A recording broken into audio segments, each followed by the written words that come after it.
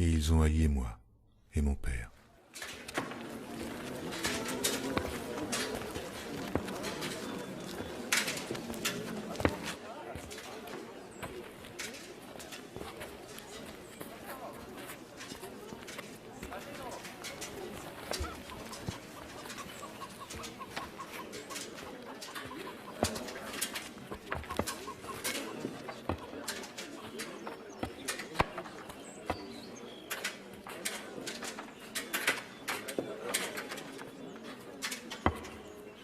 Je vous le dis, en vérité, cette pauvre veuve a donné plus que tous les autres.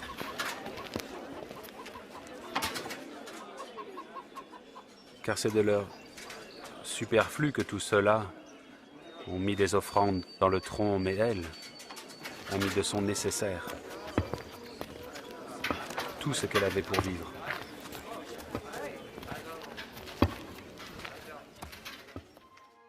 Maître, nous savons que tu es vrai, et que tu enseignes la voie de Dieu selon la vérité, sans t'inquiéter de personne. Est-il permis de payer le tribut à César, ou non? Devons-nous payer, ou ne pas payer? Pourquoi me tentez-vous, hypocrite? Montrez-moi la monnaie du tribut. De qui est cette effigie et cette inscription? De César? Rendez donc à César ce qui est à César, et à Dieu ce qui est à Dieu.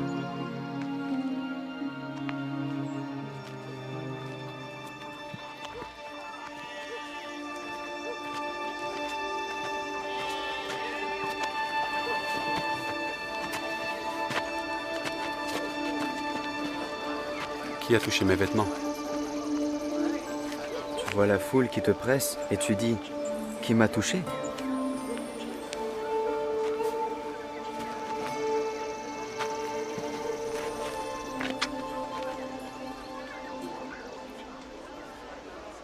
Maître, je suis atteinte d'une perte de sang. Depuis 12 ans. Et je savais que si je pouvais seulement toucher tes vêtements, je serais guérie. Ma fille, ta foi t'a sauvée.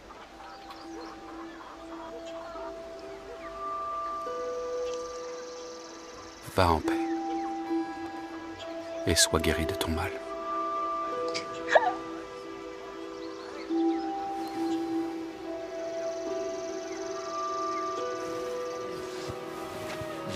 והצעיר לגוי עצום. אני, אדוני, ביתה אחישנה.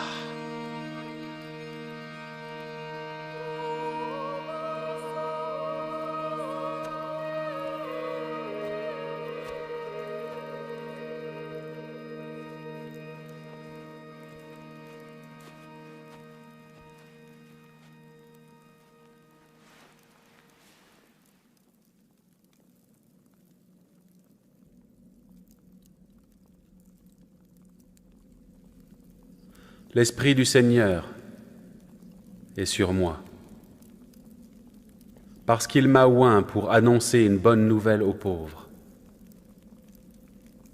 Il m'a envoyé pour guérir ceux qui ont le cœur brisé, pour proclamer aux captifs la délivrance et aux aveugles le recouvrement de la vue,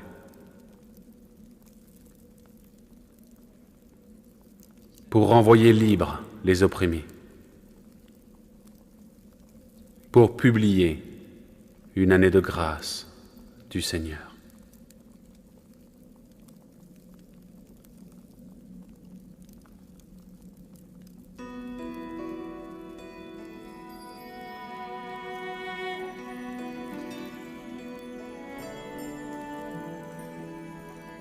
Aujourd'hui, cette parole de l'Écriture est accomplie.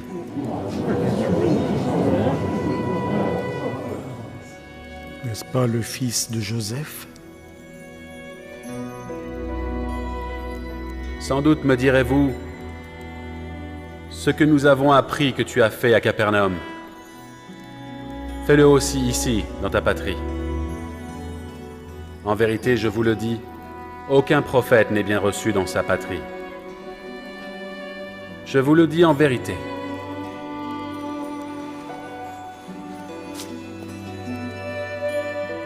Il y avait plusieurs veuves en Israël du temps d'Élie. Cependant, il ne fut envoyé vers aucune d'elles, si ce n'est à Sarepta, dans le pays de Sidon, vers une femme qui était veuve. Il y avait plusieurs lépreux en Israël, et cependant aucun ne fut guéri, si ce n'est Naaman, le Syrien.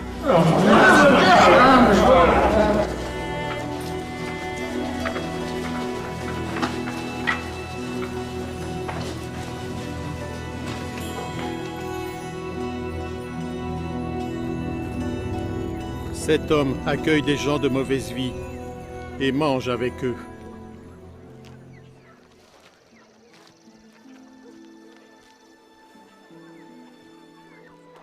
Quel homme d'entre vous, s'il a 100 brebis, et qu'il en perde une, ne laisse les 99 autres dans le désert pour aller après celle qui est perdue jusqu'à ce qu'il la retrouve?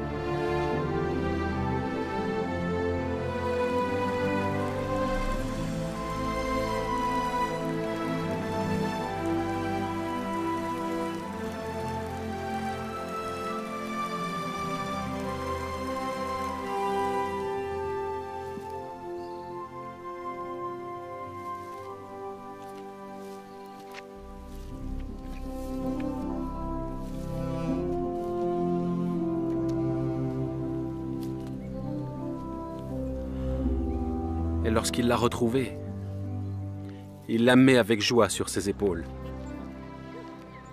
Et de retour à la maison, il appelle ses amis et ses voisins, et il leur dit « Réjouissez-vous avec moi, car j'ai retrouvé ma brebis qui était perdue. » De même, je vous le dis, il y aura plus de joie dans le ciel pour un seul pécheur qui se repent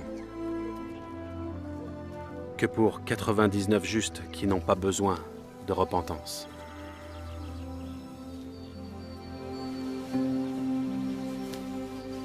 Vos pères ont mangé la manne dans le désert, et ils sont morts. C'est ici le pain qui descend du ciel, afin que celui qui en mange ne meure point. Je suis le pain vivant qui est descendu du ciel. Si quelqu'un mange de ce pain, il vivra éternellement. Et le pain que je donnerai, c'est ma chair, que je donnerai pour la vie du monde. Comment peut-il nous donner sa chair à manger? En vérité, je vous le dis, si vous ne mangez la chair du Fils de l'homme, et si vous ne buvez son sang, vous n'avez point la vie en vous-même. Celui qui mange ma chair et qui boit mon sang a la vie éternelle, et je le ressusciterai au dernier jour. Car ma chair est vraiment une nourriture, et mon sang est vraiment un breuvage. Celui qui mange ma chair et qui boit mon sang demeure en moi, et je demeure en lui. Comme le Père qui est vivant m'a envoyé, et que je vis par le Père. Ainsi celui qui me mange vivra par moi. C'est ici le pain qui est descendu du ciel. Il n'en est pas comme de vos pères qui ont mangé la manne et qui sont morts. Celui qui mange ce pain vivra éternellement.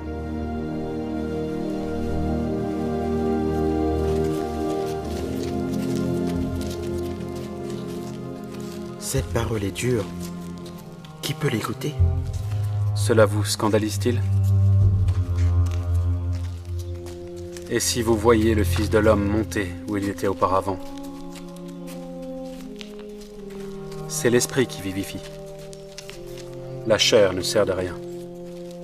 Les paroles que je vous ai dites sont esprit et vie.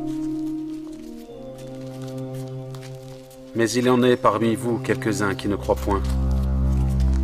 C'est pourquoi je vous ai dit que nul ne peut venir à moi, si cela ne lui a été donné par le Père.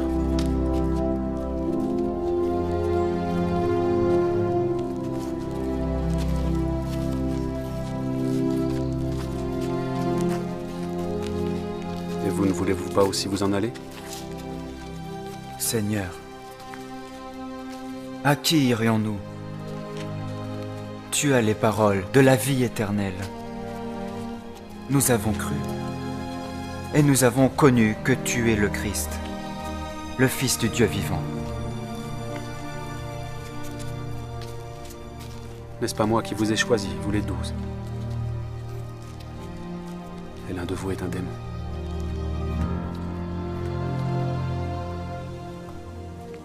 Seigneur,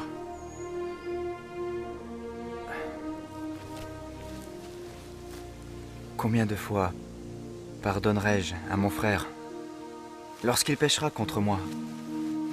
Sera-ce jusqu'à 7 fois? Je ne te dis pas jusqu'à 7 fois,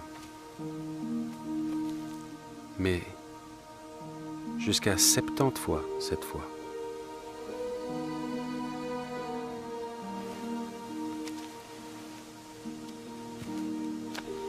C'est pourquoi le royaume des cieux est semblable à un roi qui voulut faire rendre compte à ses serviteurs.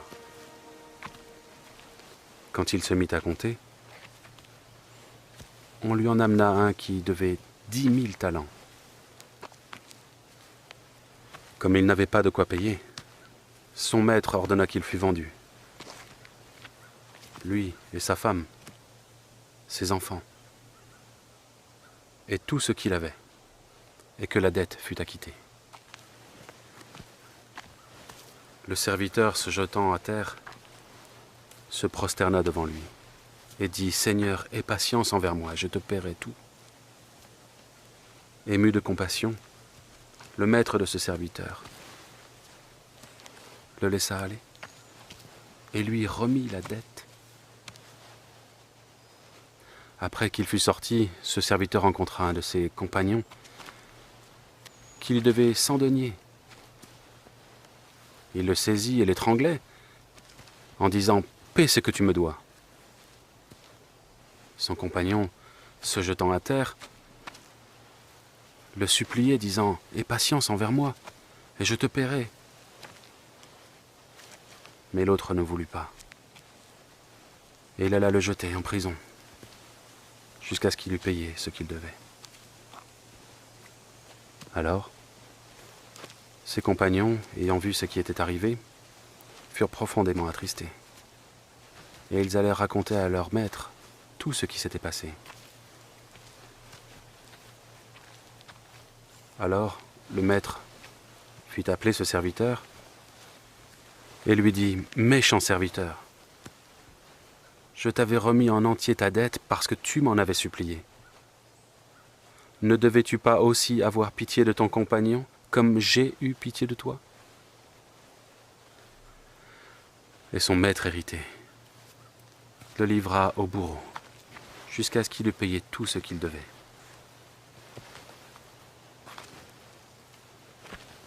C'est ainsi que mon Père céleste vous traitera. Si chacun de vous ne pardonne à son frère de tout son cœur.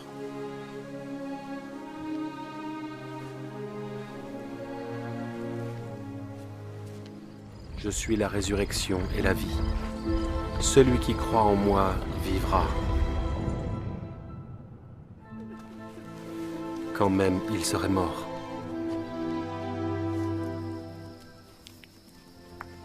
Or, la vie éternelle, c'est qu'ils te connaissent, toi, le seul vrai Dieu, et celui que tu as envoyé, Jésus-Christ.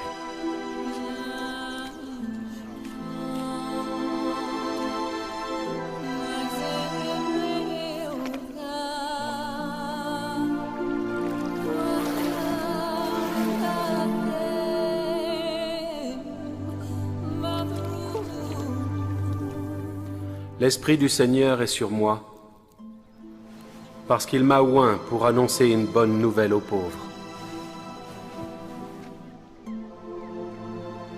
Il m'a envoyé pour guérir ceux qui ont le cœur brisé,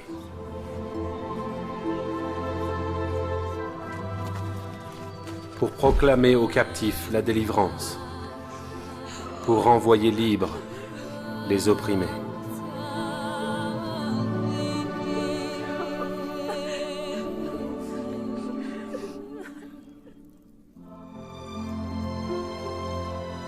Vous êtes la lumière du monde. Une ville située sur une montagne ne peut être cachée. Que votre lumière luise ainsi devant les hommes, afin qu'ils voient vos bonnes œuvres et qu'ils glorifient votre Père qui est dans les cieux. Je vous donne un commandement nouveau. Aimez-vous les uns les autres comme je vous ai aimé. Vous aussi, aimez-vous les uns les autres.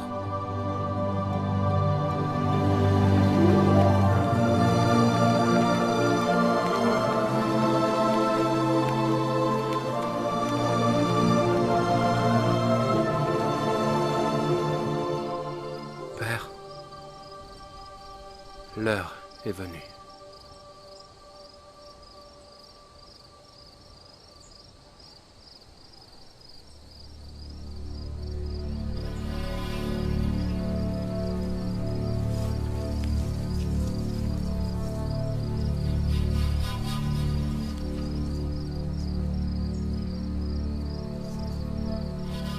Abba.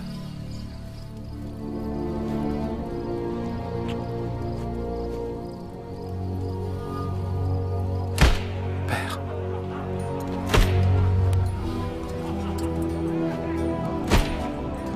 Toutes choses te sont possibles.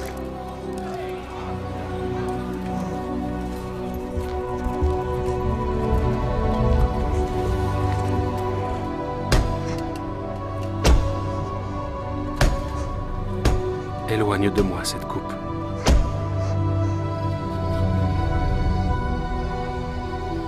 Toutefois, que ma volonté ne se fasse pas. Je remets mon esprit entre tes mains.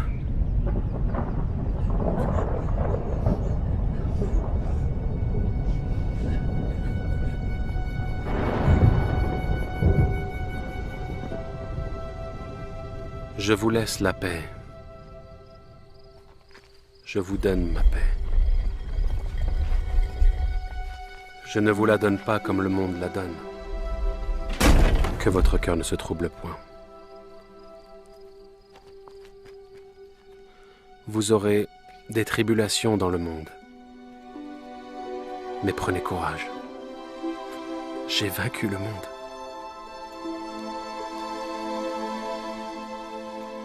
Car Dieu a tant aimé le monde qu'il a donné son Fils unique, afin que quiconque croit en lui ne périsse point, mais qu'il ait la vie éternelle.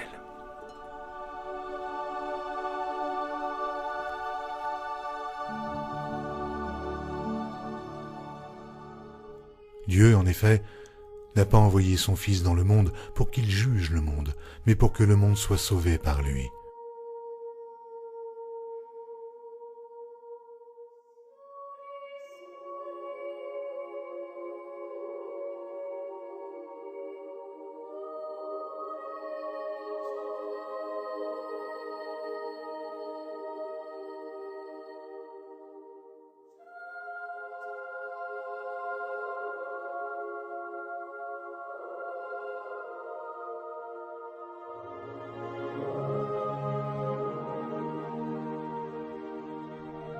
Si nous disons que nous n'avons pas péché, et sa parole n'est point en nous.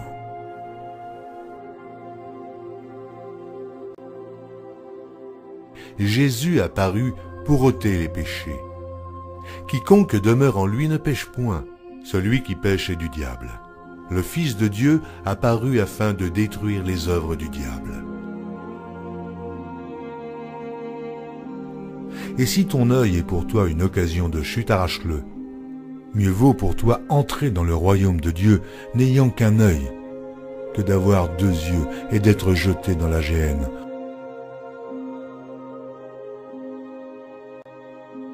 Je suis né, je suis venu dans le monde pour rendre témoignage à la vérité.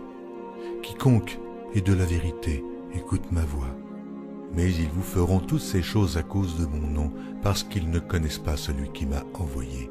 Si je n'étais pas venu et que je ne leur eusse point parlé, ils n'auraient pas de péché. Mais maintenant, ils n'ont aucune excuse de leur péché. In our hour of deepest sorrow, we can receive profound peace from the words of the angel that first Easter morning. He is not here, for he is risen.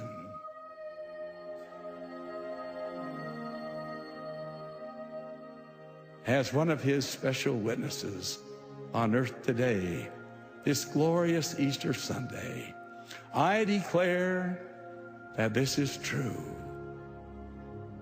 In his sacred name, even the name of Jesus Christ, our Savior. Amen.